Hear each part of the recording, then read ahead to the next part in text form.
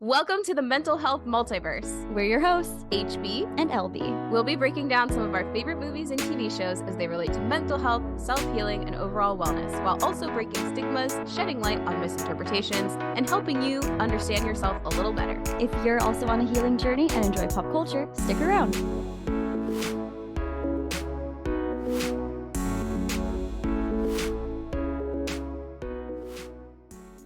Everyone, welcome to another episode of Mental Health Multiverse. I am HB here with my co-host LB, and another special guest is joining us for our episode about Disney Pixar's Coco. So that's what we're talking about today. And joining us is Dr. Elizabeth Sanchez Arvizu, who is the founder of Psychology for Geeks.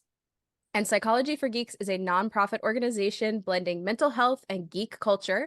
They offer a space to geek out and learn more about mental health through various in-person and online community events, which is very in line with what we do here and talk about here on Mental Health Multiverse. So it makes a lot of sense that we are connected, Elizabeth. And I think, correct me if I'm wrong, anyone, that LB and Elizabeth, you connected on Instagram. Is that how we all know each other? So I feel like I was connected with each of you separately, or maybe I don't know. I think it just was one of those like coincidental Instagram follows. Elizabeth, correct me if I'm wrong, but yeah, I remember coming across your page somehow, some way, started following. I think you had posted Avatar stuff. That's what it is. Because I'm a huge Avatar person, and you were blending psychology, mental health, and Avatar, especially Zuko's journey and his redemption arc. And I was like, yes, follow. And I saw LB sharing your stuff and was like, oh, I want to be connected with this person too. And then now we're all connected because it just makes sense. Yeah, the circle of life. So welcome, Elizabeth, to the podcast today. Yay. Thank you so much for having me. I'm so excited. Yes, we are too. But before we dive into the meat of this episode, I do just want to give a big spoilers ahead alert. This movie has some fun twists and turns in it, and we recommend not listening to this podcast episode until you have watched the movie. Okay? So I just want to put that out there first. It came out November of 2017, so you have had time to see it if you have not. But just go watch it before listening, because the twists and turns are so fun that I don't want us to ruin them for you. I want you to experience it watching the movie. So that being said, now that you've had your warning, Elizabeth, would you like to give us an abridged synopsis of the movie Coco? Yeah, so I haven't seen it in a while, but when it came out, I watched it like 4 times in theaters as I dragged different friends and family members to go watch it because it was just so good. And I just, every single time I cry because I could identify with it so much. And to this day, it's one of like my favorite movies because I felt like it really portrayed the culture that I lived and the culture that I experienced. So it's basically the story that's following this boy who's trying to find a way to play music and sing while at the same time fighting generational trauma.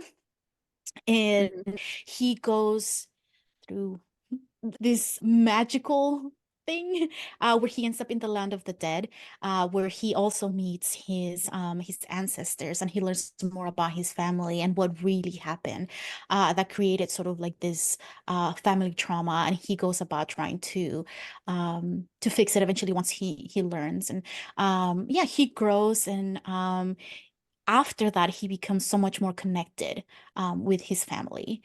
And I just realized my synopsis was all like mental health oriented. And I was like, I don't know if that like made sense to anybody, because I was like, wait, I didn't even talk about any of like the cool things in the movie, because there's a dog, you guys, there's a cute dog in there. So if anything, that's why you need to watch the movie. There's a cute dog.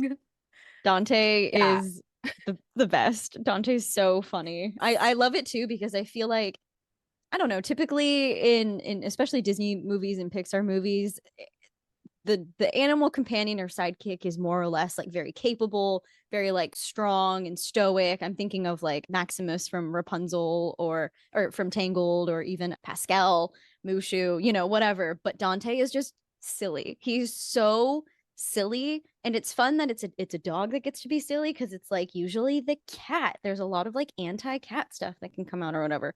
But anyway, and then like in this, Dante is like kind of silly and goofy, but then Coco, not Miguel's great grandmother, great great grandmother, great grandmother, great great grandmother has an alebrije that's a cat, you know, lion thing, and it's a badass. So that was a fun little thing for me.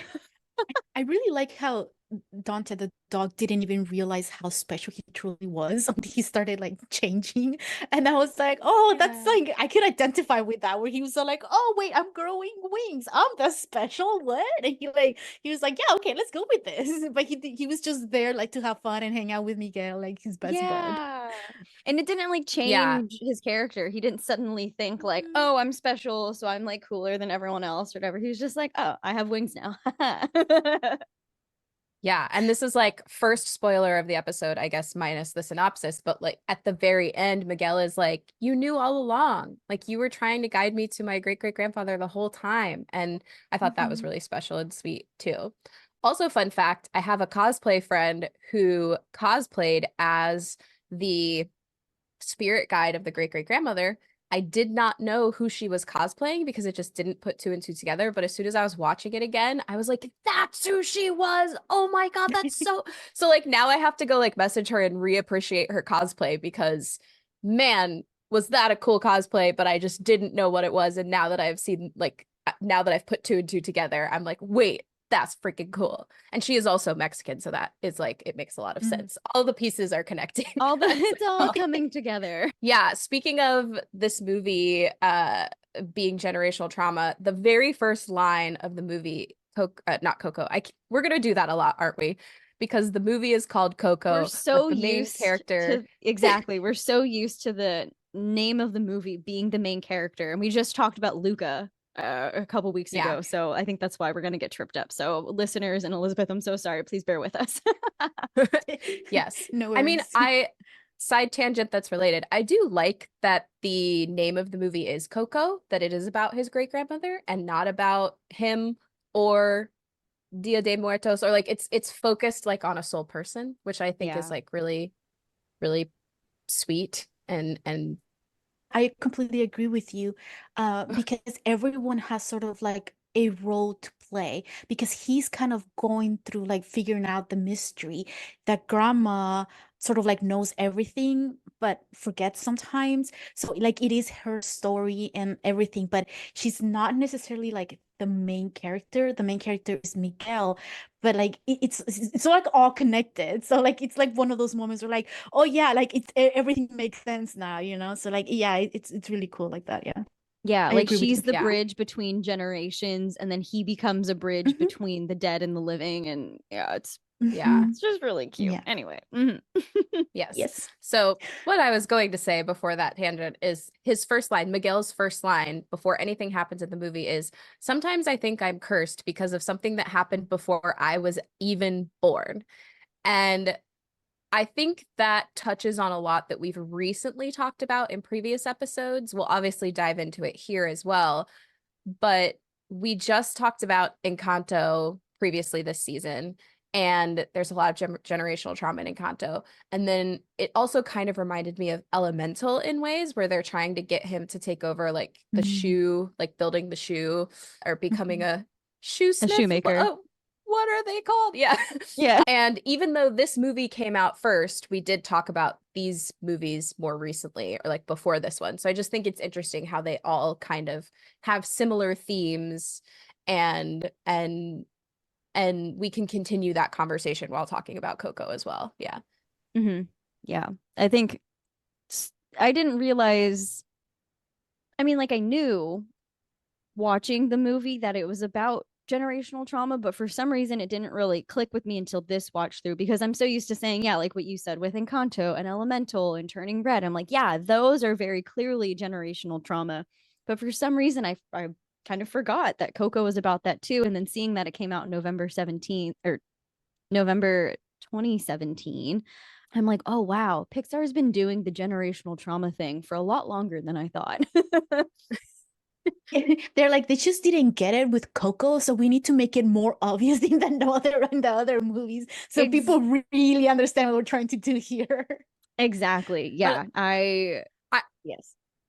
I also think it's cool that they're dropping it from different cultures too, right? Because like Turning Red is from a specific culture, Encanto's from a specific culture. Like they're just like dropping the generational trauma aspect from like different perspectives, which I think is also really it's the same but not the same.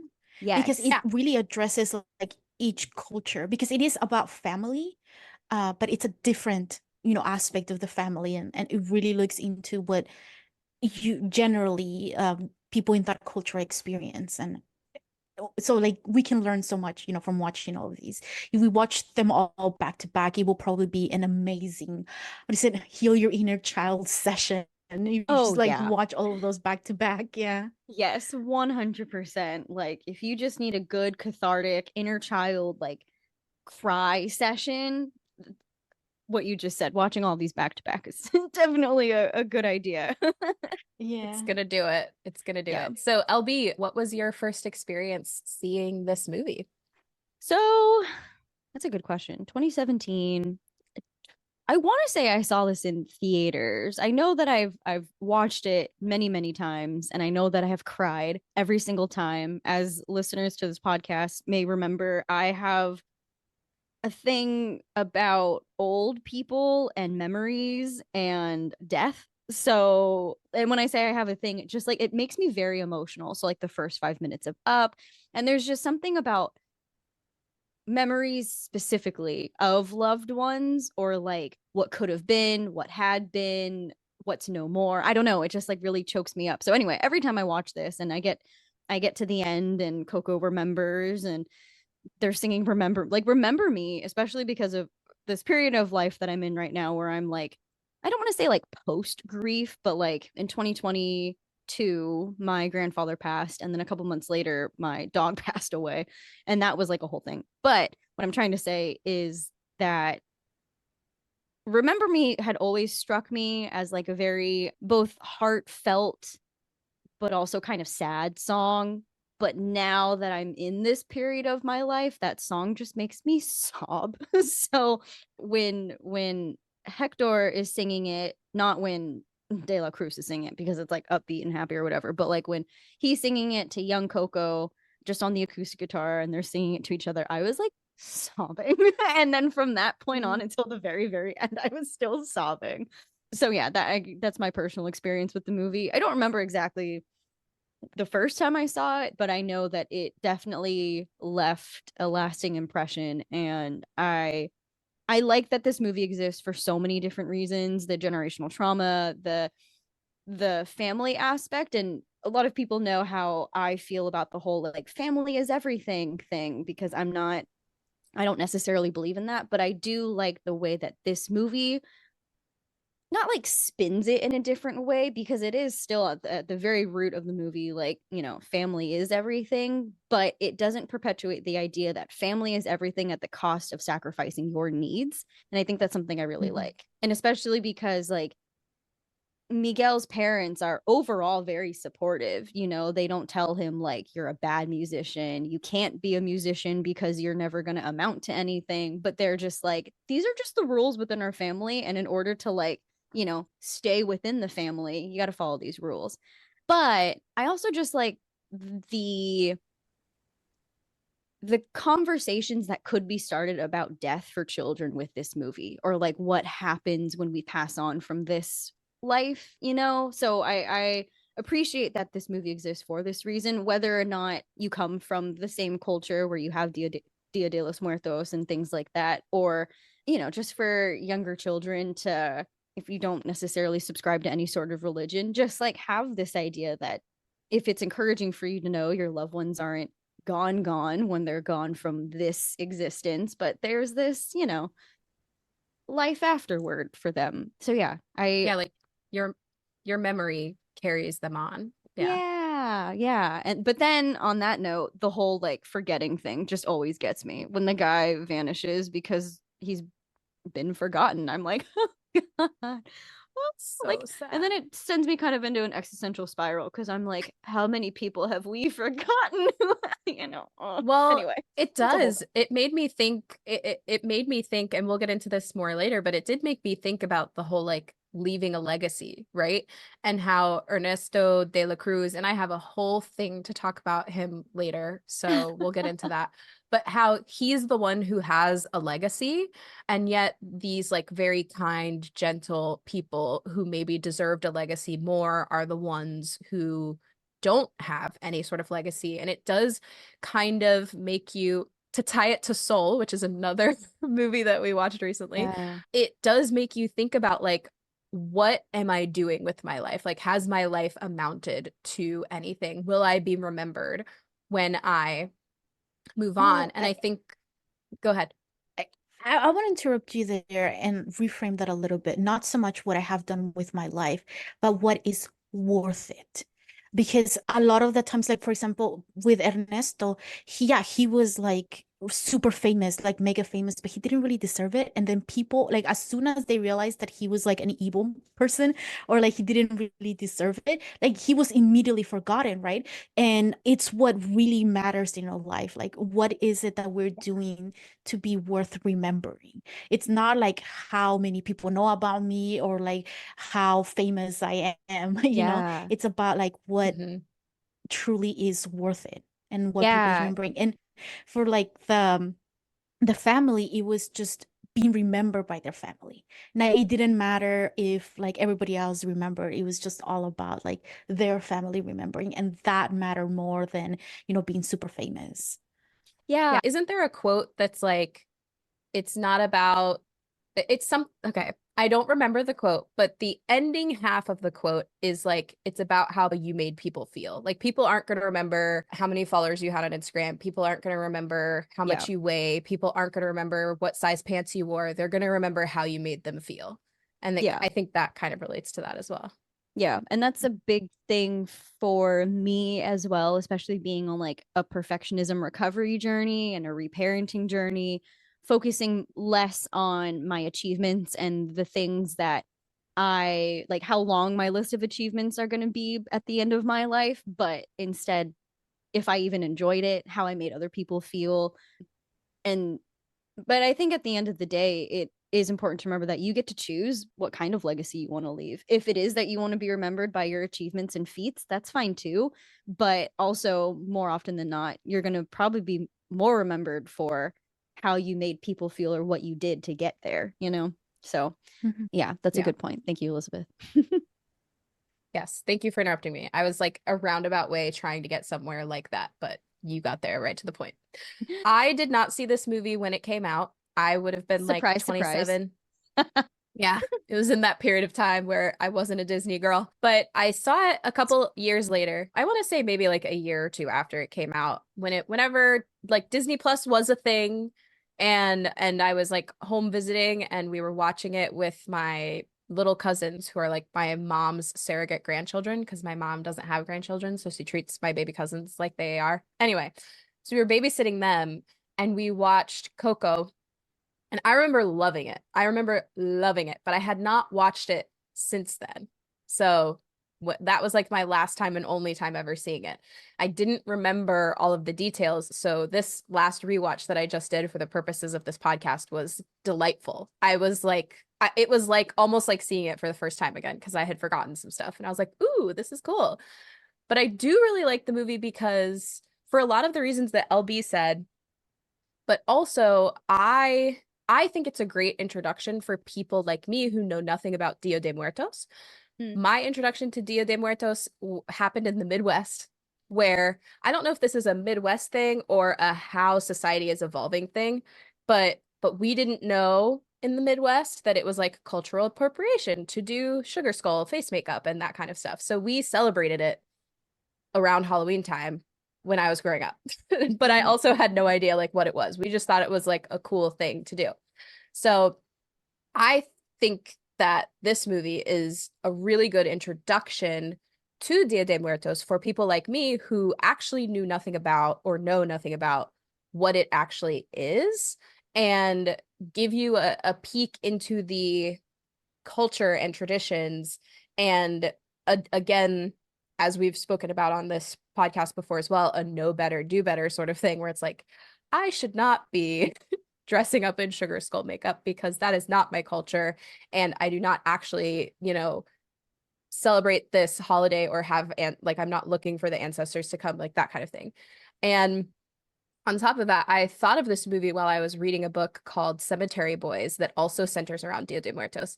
And it was just so much that I learned both from watching this movie and reading this book about all the traditions, like the marigolds and, the passing over the bridge and like all of that kind of stuff. And I think that for people who don't know, it is a really lovely peek into and allows us to have a deeper understanding of what it actually is.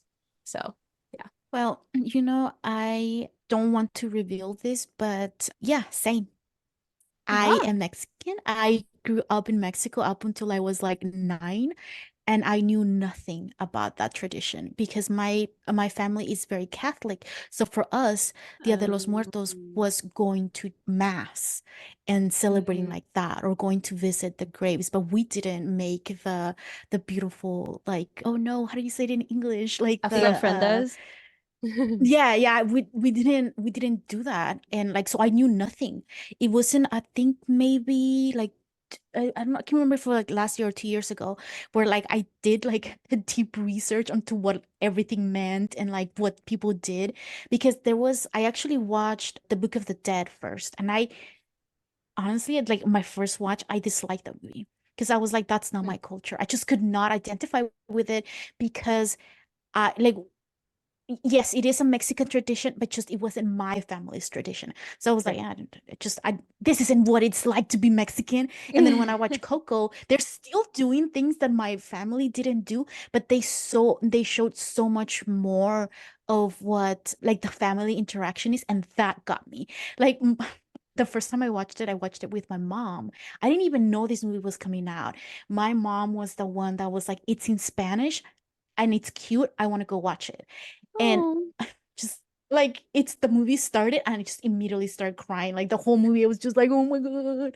And my mom's like just looking at me like, are you okay? And I'm like, yeah, but like all of this, like I can identify with it so much. And I was like, it was like the first time that I have truly been like, oh yeah, that's me, like on screen. And like, yeah, that's my culture. And then I came home and I was like telling my sibling, I was like, you have to go watch it and you have to take my dad. And then so they did, and he loved it. And then I took a friend and I watched it by myself. And then I was like, and then I took another friend, and I was like, because it was just, I was so happy that I wanted to share it with like everyone, because I never before felt seen until like this movie. And that's why I'm so like biased towards this movie. Like, I just like, if anything, like, yes, you do have to watch it because there's like so much. The songs are amazing, and I just love how the same song but with a different rhythm has a different meaning. Like a different tone. Like it's just, it is everything about it, and it's hilarious, and there's like plot twist, and I just love it so much. So yes, watch it if you haven't, and even if you have, go watch it again. So one of the things that I wanted to say was thank you to both of you for reviewing movies that are relatively old now, because we kind of forget them, and we forget how good they were and like how good they made us feel. So yeah, remembering them. It's like, we don't want them to be forgotten. Yeah. Of course not. And yeah, so it is fantastic. And now I'm like, I always told my friends that I was like, if I ever had children, like the first thing I'm gonna do is introduce them to like all the really cool Disney movies. And I'm like, because they need to grow up with them. I think I was already like a teenager when I started getting really into like Disney and just any sort of fandom. And I never stopped. And I was like, my kids will be like, since the womb, they will know all the Disney songs. They will hear everything. They will be like like, well, you can't really see it, but I have like fandom stuff all over my room. I'm like, they will live this. There is no way they can escape it. I love that. They're gonna be those kids that are going in therapy and they're like, my mom forced us to like all these movies. I hate them. I just don't want to feel like make her feel bad. But yeah, I don't actually like the Avengers or like Disney. Disowned. Like my yeah. No, I love dishonor your cat.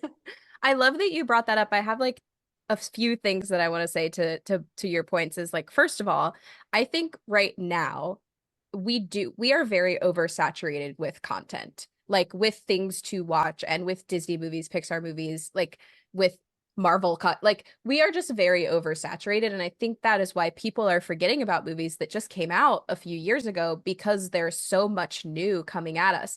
But I remember when I was little, and Elizabeth, I don't know how old you are, but when I was little, like I watched Disney movies that were old. Like I looked up the year that Fox and the Hound came out the other day and the Aristocats, and I was like, I would have never known that I was not born when these movies came out because I watched them so religiously as a child.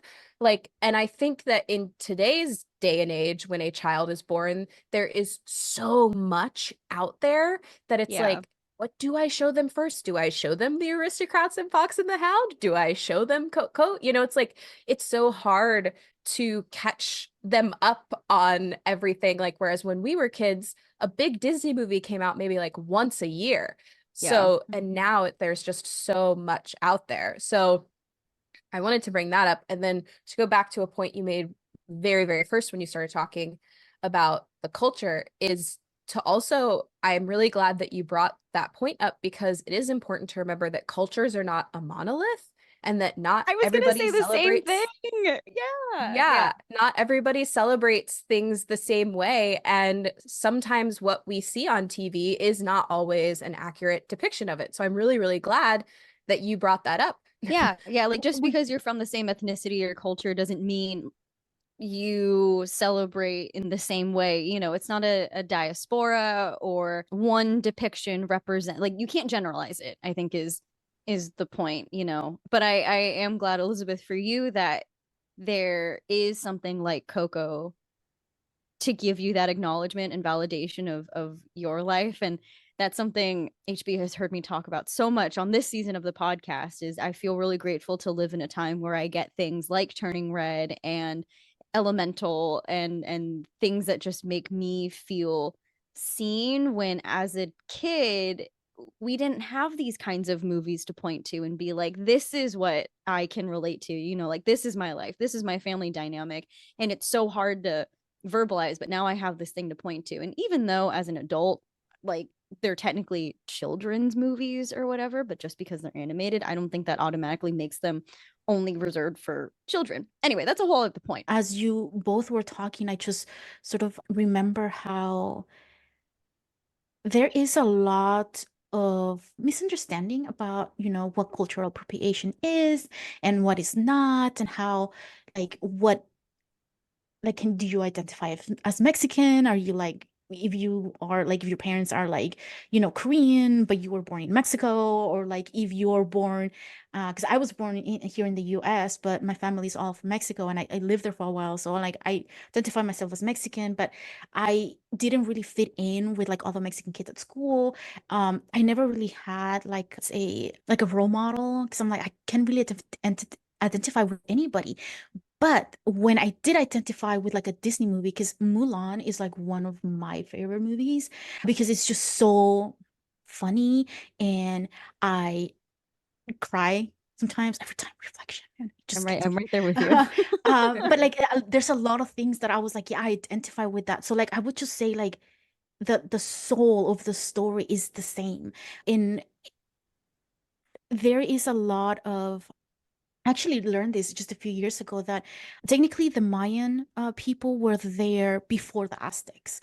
And the Mayan people are, I think they're like descendants of like Asian, like people. They're like, they have like very similar names. The features are very much the same. I think their language is kind of similar in some ways.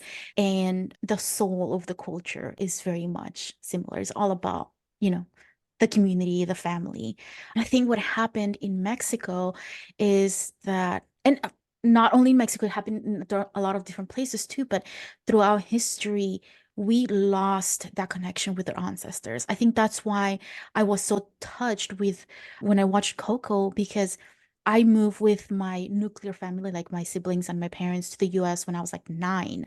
So ever since I was 9, I lost connection with my extended family. So I don't really know what it's like to have aunts and uncles or cousins that are near me or like play with them. I just have like very distant memories of that. And then like sometimes I'm so jealous when people are like, oh, you hang out with like my grandpa and we go out and do this thing. And I was like, I never had the chance to do that because we immigrated, we left. And I didn't realize how difficult that was for like my parents until I became an adult. And I was like, they basically left everything they have ever known, right? Like to move to a place that had completely different sort of expectations of what a family was and a culture and everything. And it's very difficult. But what I'm trying to say in all my rumbles is that the soul of the culture has been there since even before the Aztecs, like the importance of family, the importance of taking care of each other, and everyone having sort of like a role to play in the community. Because in all of these movies, you see how there's like different generations and they all have something that they're doing, right? Like, and we see it in Mulan with like the grandma. I love the grandma so much. Would you like to stay forever? And she has a role, right? Like she's praying to the ancestors, she's like teaching Mulan all of these things, like behind the parents' back, and then like we see it in Moana as well, where like it's the grandma is like, I now want to be the village crazy lady because that is just so cool, and that's what I aspire to be when I grow up. And it's the same like with Mama Coco. Like it's the same thing. It's just like in slightly different ways, but like the soul of it's still there. And I think sometimes we forget how deep those roots go. And because like we move to different places because, war, economic necessity, whatever it may be, better opportunities, we kind of like push that aside or forget about it. And then we start seeing mental health problems because there's a lot of research that says that it's the second generation that end up with a lot of depression and anxiety. Why? Because we don't have the connections with the extended family. Like my parents, yes, they did struggle a lot because they moved everyone, but they're always talking to like a sibling or something, and there was this one time where I drove my parents to the airport and I asked them, who's gonna go pick you up? And he said, oh, I think one of your uncles. And I was like, can you just take a taxi? I felt like, so like, don't bother people. Like, they have their life. And he was kind of like, but he's my brother. Like, what do you mean? And then I was like, oh. And then I had to like think, and I was like, if I needed like a ride somewhere, would I ask my siblings? And I was like, yeah, because they're my siblings. I, make fun of them, but only I can do that, kind of thing. But it didn't hit me because I wasn't like, I didn't have that connection with like my extended family, and they did. So that's why we see a lot of like mental health difficulties with, or like problems like anxiety and depression, because they don't have that community anymore. And here in the States, like it's very difficult to sort of like get to know your neighbor. There isn't really a community. And Heather, you were talking about how it's, even if we come from like the same country or whatever, the same culture, it's still not the same, because there's a lot of like in the town where I grew up in, 99.9% of the population here is Mexican or like some kind of like Latino, but I never could identify with them because my goals were slightly different. I was so very academic since I was little, and a lot of people weren't that oriented. They love soccer. I couldn't care less for it. I spoke less Spanish. I love the food. The food is something that I have always never denied, always talked about, always praised. But everything else, I was kind of like, I can live without it. Like I never really knew it. And now that I'm like trying to learn more about like where I come from and my roots, and I'm like, That's why I'm stressed all the time because I can never ask for help. We saw in like all the movies that we mentioned, like Encanto, Coco, Mulan, like if there is like this generational trauma, that's when we start seeing like the problems, right? Everybody's trying to teach or the new generation in a way that they can overcome that potential trauma, but a lot of the times we go about it in the wrong way. So now in Mexico, we have, for example, machismo is it's a big thing, right? Mhm. And that really came from like, being a warrior culture, like from the Aztecs. And it was actually like a good thing, but it sort of changed over time and it became a negative thing, right? And like the same thing where like sometimes we're like, yeah, families are toxic and sometimes you don't want to hang out with your family, right? And you don't want to say family is important, or like, like it was mentioned before, uh you don't want to value family over having to give up a lot of like your own dreams. And I love the way that they addressed it in Coco, where like all the miscommunication was sort of fixed and everybody was like, oh, okay. And it just was like a very nice happy ending. But a lot of us don't have the opportunity to do that with our families. So yes, this is a way to heal our inner child, but um it's not always sort of possible. And the reason why I'm talking about this is because I didn't have that extended family. I didn't feel like I fit in with the Mexican culture, but I have always been a nerd and a geek. And then that's how I find my community. I feel so much better when I'm geeking out with people. I hated having to even think about having to network. But then now that I'm like, oh wait, geek therapy is a thing. Oh yeah, I can talk to people now. Like I reach out to people. I'm like, I don't know you, you don't know me, but let's geek out about Star Wars. And then it's Heck yeah. amazing connection, like instant connection. Like I don't know you guys, but I love your, everything that you share because we love the same thing. So it's like instant connection. So even if you don't have that like support from your extended family, if you have a community that's supportive, that's good. That's Yeah. Yeah. all you need, really. Yeah, for everything you were saying, I was just like thinking about chosen family, like how you're saying sometimes it's not always possible to like heal your inner child with your family of origin or the family that you grew up Mhm. with, and you can find that in community. And it got me thinking about like, well, what even is family outside of, who you share DNA with? Family is all about, like you said, connection, community, support, unconditional love. And I think it's nice that Miguel has that within his family. Like you said before, Mama Email though was like, I'll only send you back to the land of living if you promise to never play music again. But then at the very end, she was like, as long as you promise to never forget your family. There's that Mhm. that shift because she recognizes too that this is Miguel's dream, and it's Mhm. unfair for her to put her hurt and her pain on him because that was her life and it's not his, and it's not fair for him to bear those consequences. But anyway, yeah, so I'm a one of you mentioned Star Wars. So one of the things that I love about Star Wars is that it's so much chosen family, like Clone Wars, Bad Batch, Rebels. It's all about these people from different walks of Mandalorian. life Yeah. coming together to love and support each other and fight for each other. So yeah, I'm a huge fan of that, and I love that you brought that up. So and family is definitely a huge theme in this movie as well. I think along the same vein of like themes, we talked about family. And I think another aspect of family, like aside from family obligation, is identity.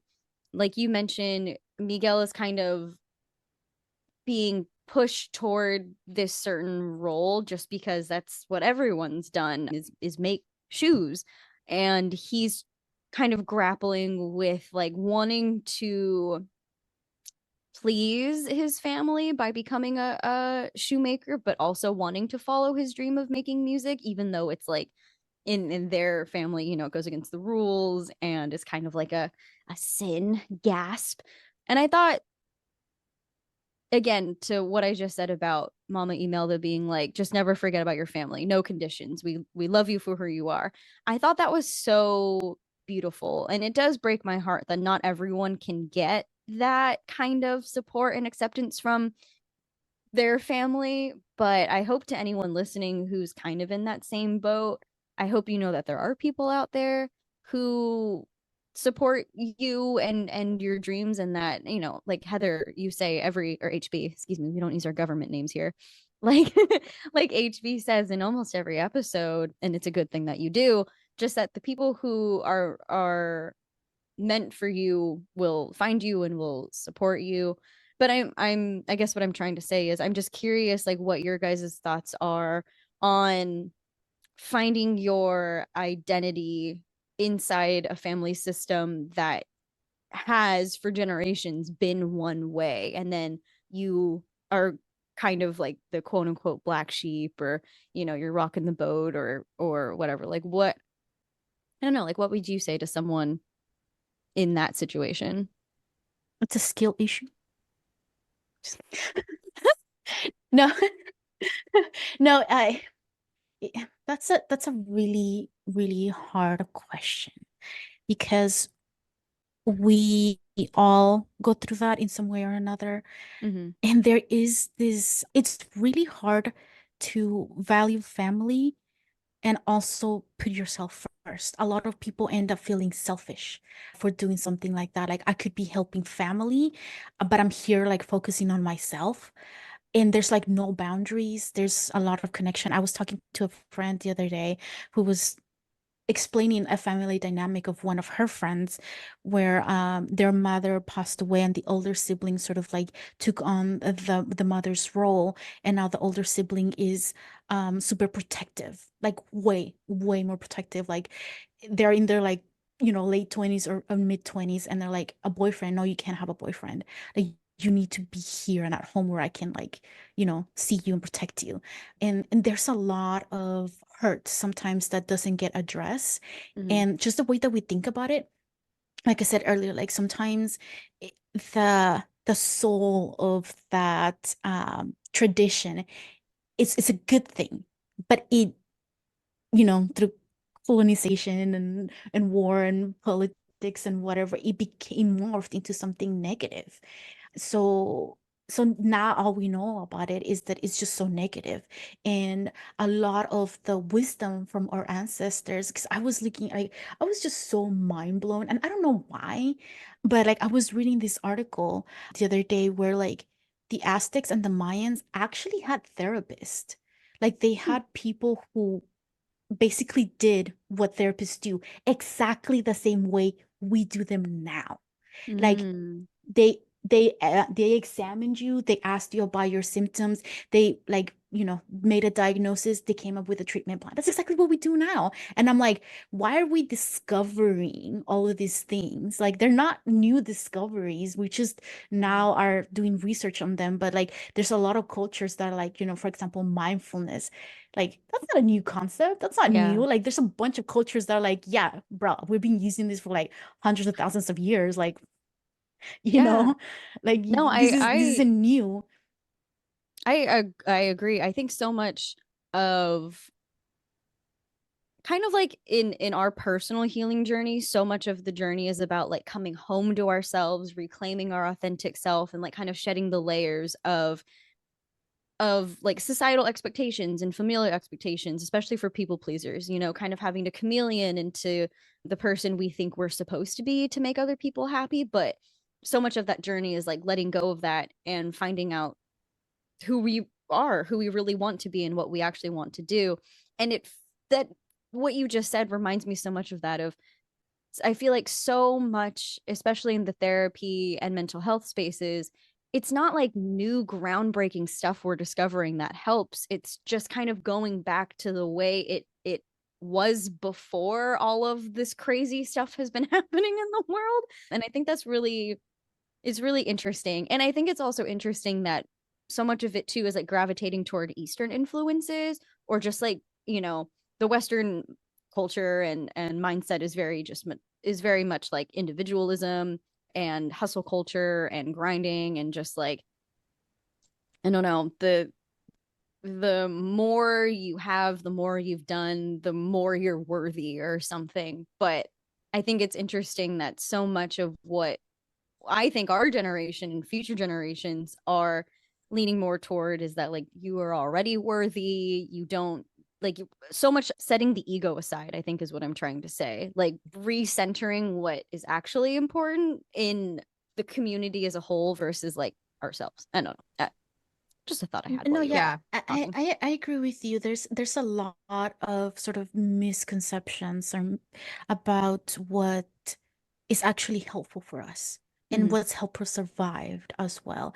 I think one thing that is really, really difficult sometimes to acknowledge is that sometimes we have experienced so much trauma and so much pain from our own sort of like nuclear family that we forget about how maybe your parents went through the same thing or something even worse, right? Because they're just trying to survive. They're doing the best that they can in order to survive. Mhm. And now that a lot of us are in a space where we have sort of like the minimum requirements, we have food, we have a home, we have some support, that we are able to start thinking about like ourselves and like what we want in life.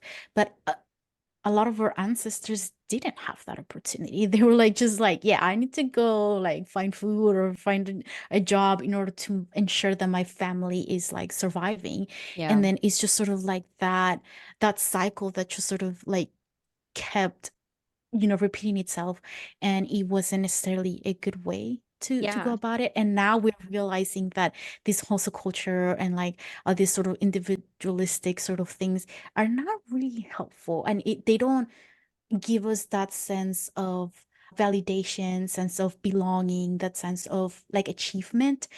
And I was thinking about how like there's all these memes now where they're like, oh, millennials are like raising like pets and plants instead of having kids.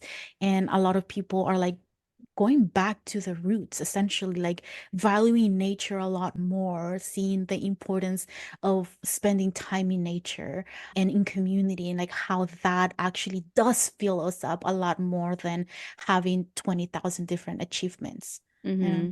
Yeah. Yeah. Yeah. Which is I good. think it's I think it's important you brought that up too, because I think it's a cycle, right? Like I think the generations directly above us went into that sort of like, and this is specifically like I'm speaking of like US and the American dream and that kind of ideal right now. But the generations directly above us kind of went through that, like, let's find the American dream, white picket fence, work is the most important thing, your Yep. achievements are the most important thing. And I don't even think it's just that millennials are going back to our roots. It's that we have no choice but to, because we don't have the opportunities that our direct generations above us had, because the economy is in the ground. It's so much harder to do a lot of the things that they could accomplish because of where we are. We weren't set up for success, basically. And Mhm. and so I think it's a combination of both we don't really have much of a choice and also that it's kind of like just going back to that cycle of like, yeah, I never saw it as going back to our roots and connecting back to nature and all of that, but I'm glad you brought it up that way, because it does kind of give a full circle sort of feel to what millennials and the generations beneath us are going through. Speaking on the machismo thing that you mentioned before, I think that's like directly related to what you had just talked about. How at one point having like, showing that you had a lot of machismo or whatever, however you want to phrase that. But And I it's apologize just if I'm basically doing like it a wrong. protection and a value Exactly. of like, Yeah. a warrior, yeah.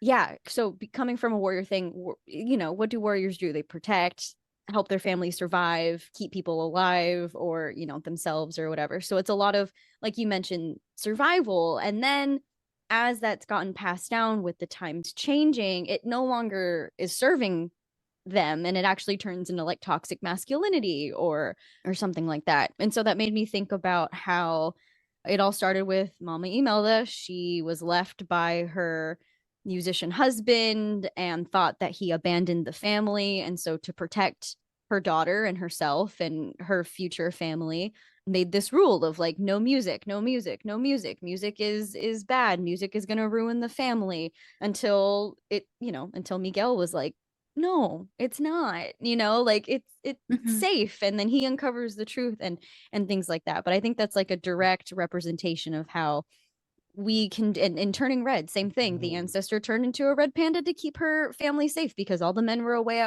at war, right? And then it, as May's mom put it, it turned into a little bit of an inconvenience. But in some families, it can turn into more of a toxic thing.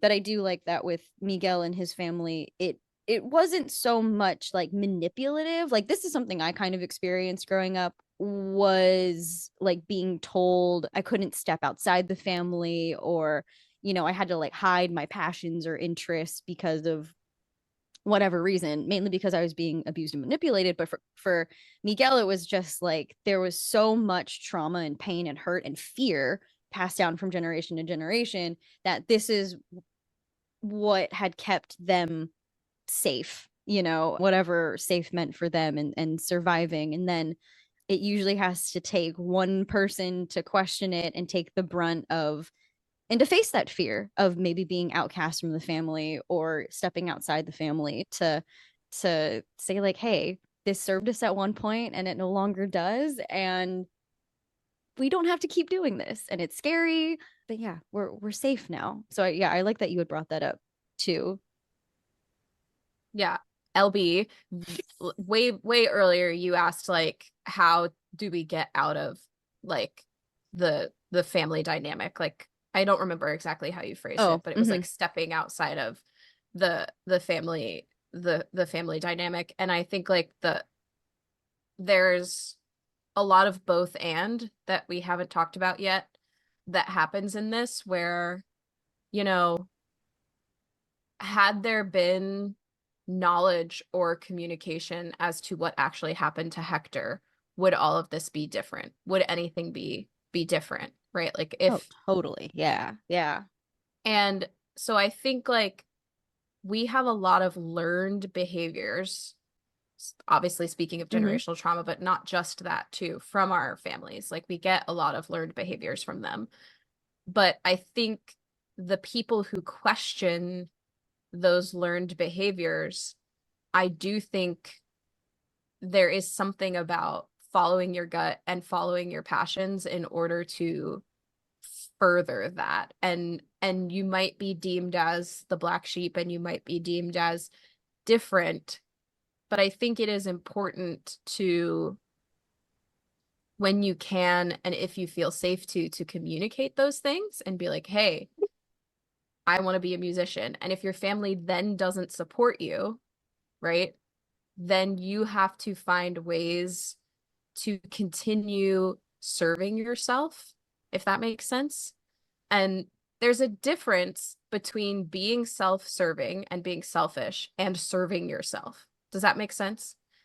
And I think that something that gets confused a lot is people feeling selfish for taking care of themselves. I have a lot of clients who come to me, they have trouble prioritizing exercise. They have trouble prioritizing all of these things in their life because they feel like they have to put their kids first or put something else first, right? And what I say to them, because it's like, clearly you came to me because you want this to be a priority. Like, you would not have come to me to tell you not to work out, because that's what I tell people to do, right? Like, that's what I do. So what I tell them is like, clearly you came to me because this is something you want to prioritize. And what I always tell them is that by doing these things for yourself, you are able to show up better for everybody else in your life. You are like, when you take time for you, everything else, everyone else, you respond to people easier, you are in a better mood. It just makes everything else a bit easier. And so that's kind of how shifting it from being like selfish, and I'm not saying that that is the solution to a toxic family dynamic, because found family, well, yeah, exactly. It's like found family and people who do support you is the solution to that. But at the same time, you need, if there is something in your gut that is telling you to do something different, you need to follow that and find the people who will help you. And that's exactly what breaking the cycle is. Breaking the cycle is if you want things to be different, things need to be done differently. And that's scary. And there can be a lot of fears you have to face. But Elizabeth, I see that you got something turning. What's coming up for you? Like, I'm like, I don't know how to like word this, but I think it all sort of like comes back to survival. And then I realized that I didn't actually answer your question at all. So thank you, Heather, for bringing it back to this. But so essentially it's survival, right? So I've recently discovered, and I haven't, I want to do like more reading and more research on this. But if you think about it, the families who now we label as like toxic, they're just trying to survive. They learn like a skill to help them survive, and they're trying to pass that on. But it's not a good way of survival because it helped them, but it's not like effective with everyone. And also the times changed and everything, because now there is this sort of like misconception in, especially in the Mexican culture, where love equals obedience. Yeah. Especially blind obedience. Don't ask questions. Don't say no. Don't set boundaries. You have to do exactly what I say when I say it, how I say it. Yes. And I have conversations with like my siblings about this, and I'm like, just because I disagree with you doesn't mean I don't love you anymore. It just means I disagree with you.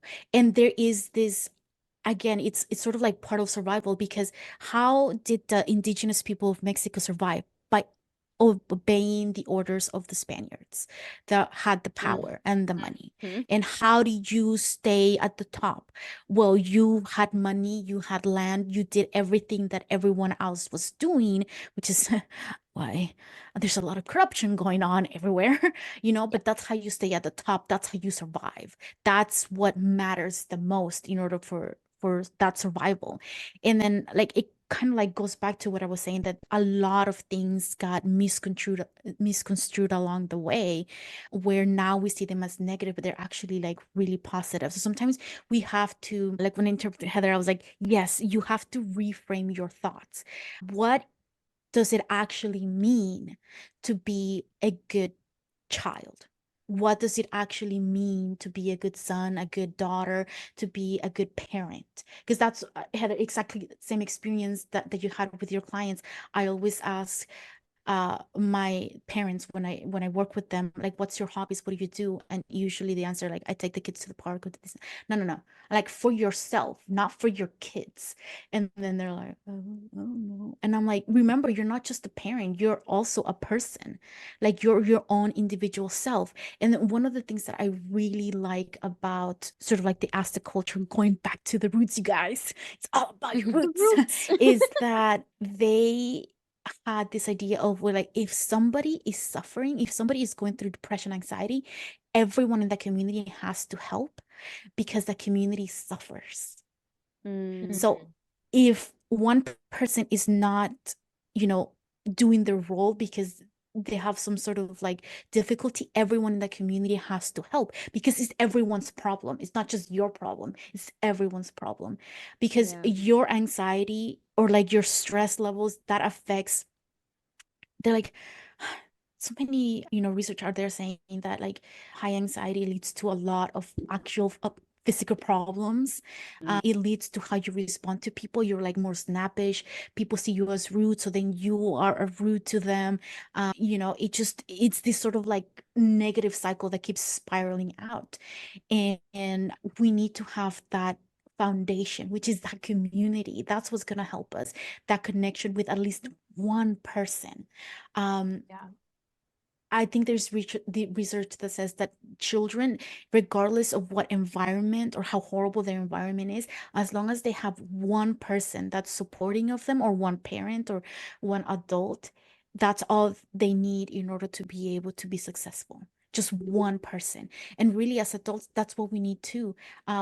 Obviously, the more the better, but having at least one person that we can count on it's essential. So like we just need to have that community, whether you can find it in your own sort of like nuclear family or extended family or your found family. That's really what you need. But setting boundaries with people, improving your communication skills, working on yourself, is not being selfish, because everyone around you benefits from it. And I have the best example. Like, I love mental health. So I discover something, and my love language is sharing it with people. Mhm. So I talk my siblings' ear off about everything. And at this point, he can probably have an honorary PhD with how much information he just observed, like from like editing my videos and like from me yapping about it. But I talked about, like, whenever I go to therapy, the first thing that I do after I come out of therapy is I call my brother and I'm like, guess what I learned today? Hmm. And then that leads him to start thinking about his own mental health and his own healing journey. And like the other day, he said, like, I like getting your videos. And I was like, why?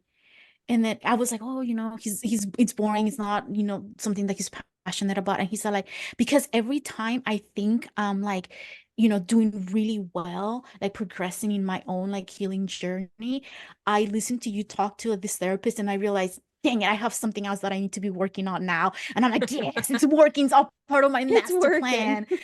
Yeah. And then so like the more we talk about like mental health, the more we normalize all of this, it is just the easier it becomes, do things. So yes, community, you guys, that's important. And Yes. reframing that thought of, what's my role in the family? What am I offering? What am I getting from people in my family? And do I need to, can I stay and survive and flourish in this environment, or do I need to move on to my found family where I Yeah. can flourish? Yeah. You know? That's one of the first questions actually that I ask in my brand new online self-paced course, if anyone's interested, is have you been taught an ideal identity that's actually harmful? Especially growing up in these kind of family dynamics where you feel like you have to be a certain person, do certain things in order to gain or maintain, love, belonging, and acceptance, is really taking that moment to self-reflect. And so much of, I mean, this season is called self-reflective animation, but reflecting on whether or not the identities that you are taking on are actually harmful. And when I say ideal identity, it's usually like ideal for someone else. And also where that comes from. Mm-hmm. Because a lot of the Mm-hmm. times is I heard parents say, oh, I feel selfish if I like go on a date with my husband or, my partner, or like if I take a vacation without my kids, or if I go somewhere without my kids. And I'm like, well, you're actually teaching your kids to take care of themselves. So you're actually doing a lot of good thing. But sometimes they're like, yeah, but then my parents or my siblings, they're like, oh, you're not a good mom if you abandon them, you're abandoning your kids. And then so sometimes society places in this box of what it means to be a good son, a good daughter, a good parent, Mm-hmm. and it's not realistic. And sometimes, Heather, you said it, like, you have to talk about these things. And that's how a lot of things have, like, if you just discuss things with people, like everything changed, right? Like in Mulan, when she had the heart to heart with dad, and he's like, hey, that's not important, you're my daughter, like I don't care, and in Encanto, like when the grandma was like, hey, I'm scared, and then we were like, oh, we're here for you, like, it doesn't matter. And in Coco, once Miguel started like communicating about how this makes no sense, why are we even doing this, like this has no part or role to play in like what it truly means to be a family and to be connected and care about each other. So like it just communication is just so essential. But Yeah. sometimes we feel like we can't share because it's not a safe space. Or anytime we've tried to, we were pushed down to do that. And Mm-hmm. sometimes we do have to understand that as much as we would like to, can't fix people. Right. you know they have to have their own healing journey, so sometimes we have to focus on ourselves, and by doing that we sometimes just by osmosis everyone around us start like also thinking about their own mental health No, and about their yeah. own healing journey, but really we really do have to focus on ourselves. I'm so glad you brought that up And it's not because selfish.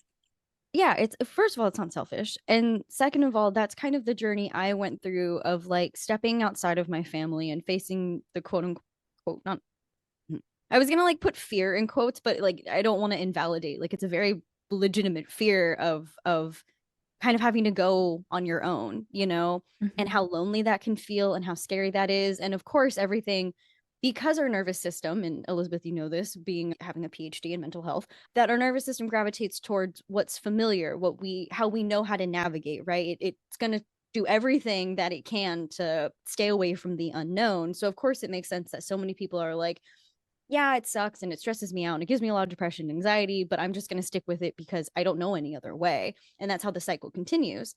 But what was I saying? Oh yeah, my journey. For me, it was, I stepped out of my family and was like really scared and it was very lonely, but I just kept coming back to myself. And I mean, it's taken years, but in doing so and in being on my own journey, I have been very fortunate to have a found family, have a chosen family that values and prioritizes the same thing. Before, because I was so stuck in people pleasing mode, I had so many friends that kind of, I don't necessarily say took advantage of the situation because it's not like they were abusive or manipulative, but it was just that I was showing up in the same way that I would show up for within my own family, right? Like that was my role. My role was the people pleaser. And so that was my role in my family. That was my role with my friendships. But then I started to get resentful. And it wasn't necessarily my friend's fault, although there were some friendship dynamics where it wasn't healthy. It wasn't great. But what I'm trying to say is there was a period where it was just kind of like I was alone. And I don't want to say completely alone as if like I had nobody. I did have friends, but not on the level I do now where we talk about what we've talked about with our therapist, like you do with your brother. We talk about our struggles and we set boundaries. And if someone says something that, kind of hurt us or triggered us, we'll talk about it. We don't just brush it under the rug anymore. And so I feel very fortunate, and I hope it's an encouragement to anyone who might want to go on their healing journey, but they don't want to go at it alone. Just exactly what you said, Elizabeth, that when you kind of focus on yourself and try as much as you can to reframe any thought that that's selfish, and remind yourself that self-care isn't selfish, you putting your needs, prioritizing your needs and filling your cup before you fill everyone else's is not selfish. Again, like you said, osmosis. And you just, I don't want to say attract in that kind of way, but you do kind of end up attracting people who will value that and give you that support and love that the people before may not have been able to. So you outgrow your environment. So if you started on this healing journey and you're sticking with it, you start realizing that, hey, my family is no longer, like, we're not in the same page anymore. I outgrew this environment, and sometimes you outgrow your friends, and that's not necessarily a bad thing. It's just, it means that, maybe they're not ready to be where you're at, and then you eventually find the people who are continuing that journey along with you. So yeah, it might feel like, you're all alone once you start, but like the more we normalize things, we realize that, hey, there's a lot of people that are going through the same thing. And technically, I'm not alone. And I can reach out to people that will be there for me. Like, I am the oldest in my family, and I always had this idea of what it meant to be a good daughter. mm-hmm. Again, it was just all about obedience and doing whatever my parents wanted me to do. And it just so happened that they value a lot of education, and they kind of pushed me towards that. And I was good at it. So it just sort of like worked out, but it's not always the case. But then I had to also reframe my own thinking of like what it means to be a good daughter and to be a good sibling. Because I ended up taking the role of a parent with my siblings, and my siblings are like, if I'm hungry, I can get more food. You don't have to like cater to me. And it was just like, I was like, just always worried, like, oh, are you hungry? Like, do you need more food? Like, Yeah. like make sure you Yeah. make your appointments, go to the doctor. Because that's what I sort of like grew up with. And then now I'm like trying to get out of, doing those habits. It is a thing about normalizing. And I am so happy that you guys are doing this podcast, because we are in our own way sort of like normalizing all these things, having this conversation, saying it's okay, hey, I went through it and I came out, like I flourished at the end, so you can too. It's a little bit hard, and this is, let me give you some tips on how I did it, and maybe they will work for you, maybe they won't, maybe your journey is a little bit different, but you're not alone, and it is definitely possible to come out of the other end and be successful at it. Yeah. Oh, thank you for that. Definitely a mission Heather and I share is helping especially nerds and geeks feel seen, heard, and less alone, especially because I think when we were growing up, we felt kind of like outcasts because we were nerdy and we had really big feelings about the things that we enjoyed, and then we were made fun of. So I love that now as adults we get to reclaim a lot of that. It's been so healing for my inner child to be able to talk about it with this podcast and with Heather, and it's been really fun. I just want to talk about Ernesto de la Cruz for a moment. I have a lot to say about him, and I think we've had a lot of really great conversations. So this will be short and sweet so that we can wrap up soon and Marissa can say her questions and then we'll get out of here. But I obviously Ernesto de la Cruz, villain, like just flat out straight up villain. We had no idea what level of villain he was when the movie started. And it turns out that he is a murderer, which is like, surprise, surprise. Spoiler alert, Ernesto de la Cruz is a murderer. It's so dark. But I just think there's a lot of stuff that's kind of going on socially right now. Like, I know cancel culture is a big thing. I don't want to talk about that. What I want to talk about is like that concept of never meet your heroes, or like to not worship or idolize celebrities and that kind of thing. And what comes up for me, well, first of all, Disney himself is pretty problematic. You can look up his history and all of that. So we don't need to get into all of that. But also J.K. Rowling, for me, you know, I grew up loving Harry Potter, and then to have her be the person that she is very disappointing. And now when I go back and read the books, I see glimpses of it, and now I see it. I didn't when I was a child. And I don't love Harry Potter anymore. And that sucks as someone who grew up loving it. But to relate it to Ernesto de la Cruz and to Coco, I just want to say to anyone who is having this sort of feeling about someone you looked up to, or someone who created a thing or did a thing that you really resonated with and that really meant a lot to you, and then to find out something about them personally that makes you no longer want to support their work or what they did or XYZ, whatever. I think it's really important to recognize what the experience did for you when it meant something to you. You can love the thing that brought you joy or what it brought you without loving the person who created it. And it meant what it meant to you at the time, and it served you when you needed it.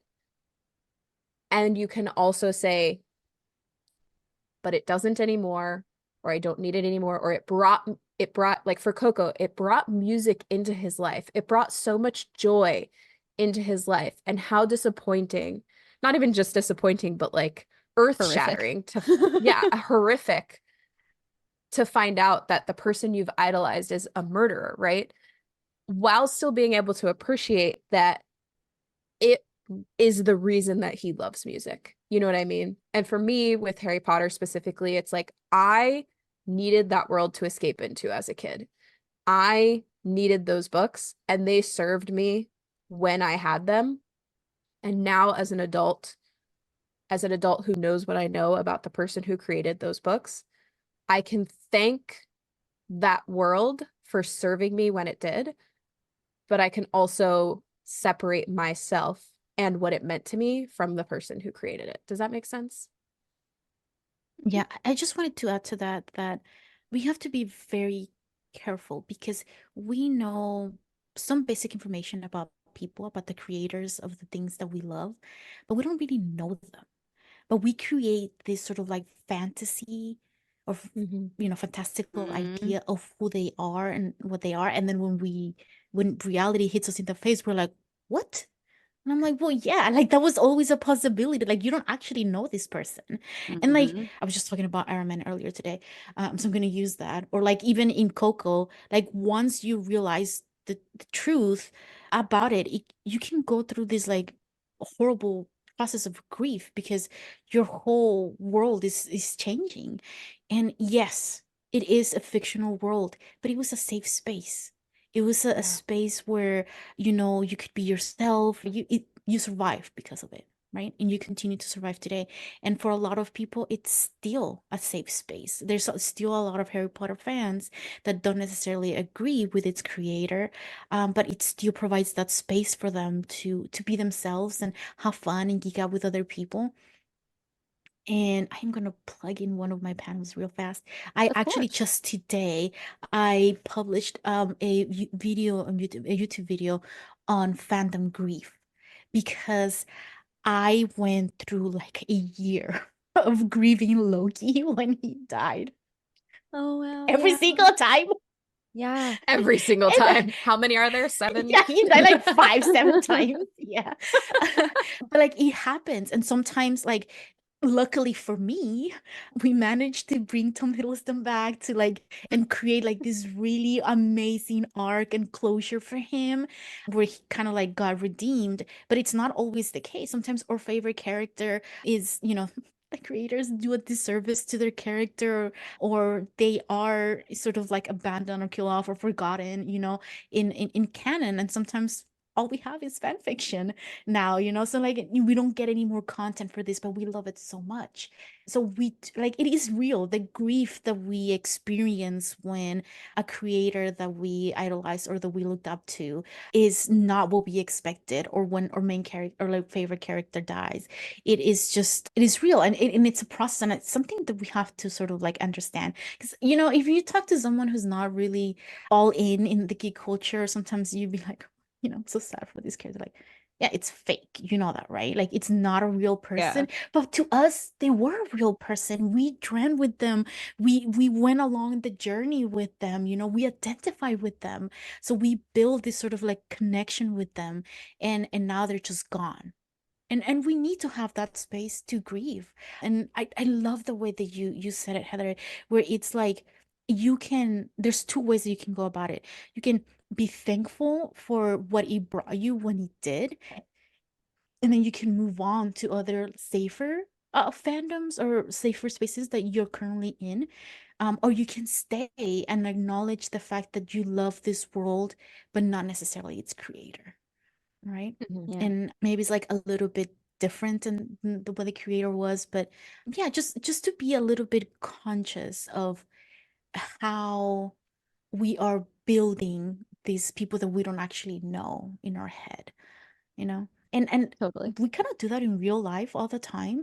Like when we're kids, we see our parents as these like amazing, like superhuman parents that know it all. And then once we grow up, we realize, hey, they were just making it up as they went, and now I have to do Yeah. that too. And like it's like, what? I thought you were like this super cool person, and it turns out you were just trying to figure it out as well.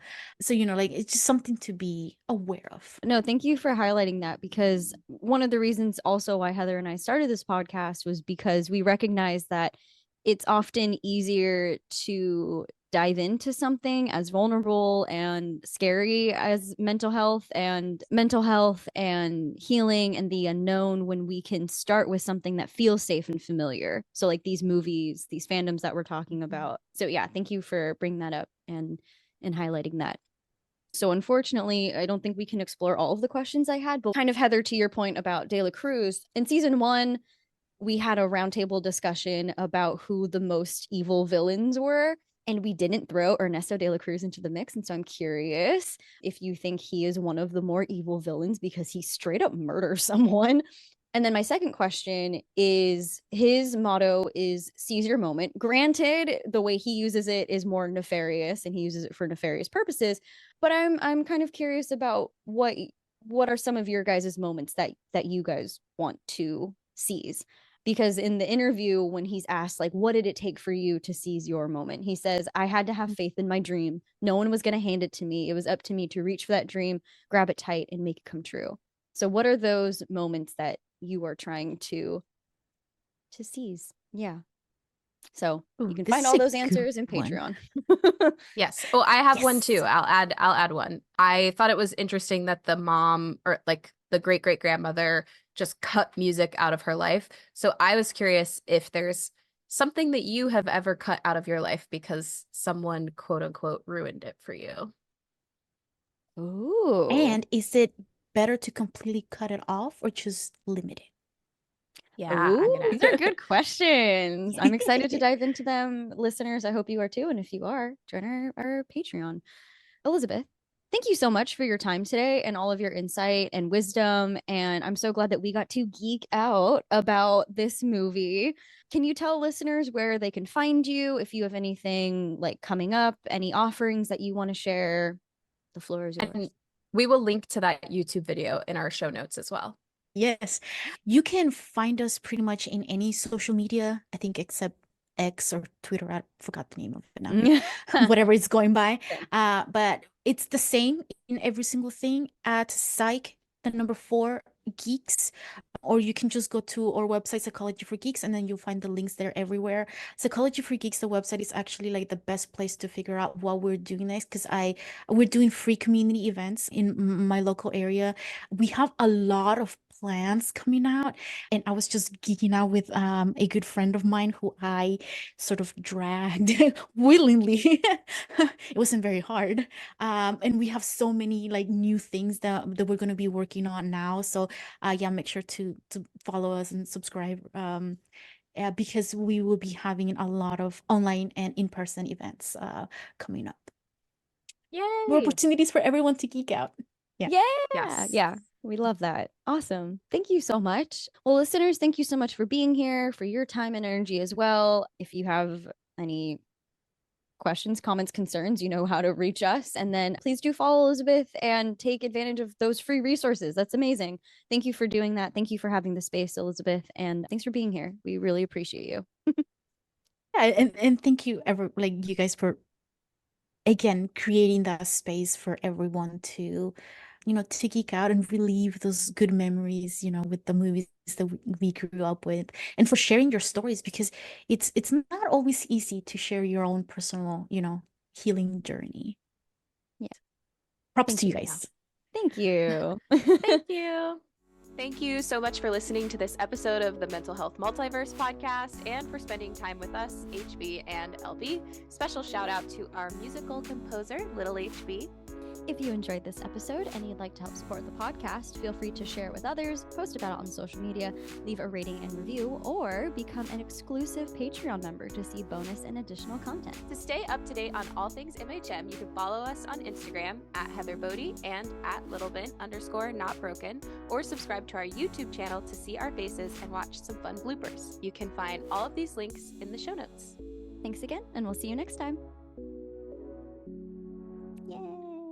Yay.